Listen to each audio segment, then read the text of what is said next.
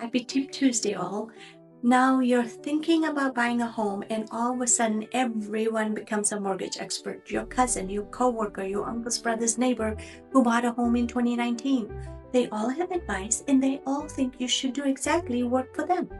Here's the problem: every mortgage scenario is different. Your income, credit, debt, your goals, your loan options, and even your timing is different. What worked for them does not mean will work for you. In fact, following the wrong advice can hurt your credit, cost you money, or even delay your pre-approval. The smartest move is to get advice based on your numbers, not someone else's experience. Because when it comes to mortgages, there is no one size fits all. Only the plan that works best for you. Make sure to leave a comment or give us a call, or just shoot us a text. Let's get you pre-approved.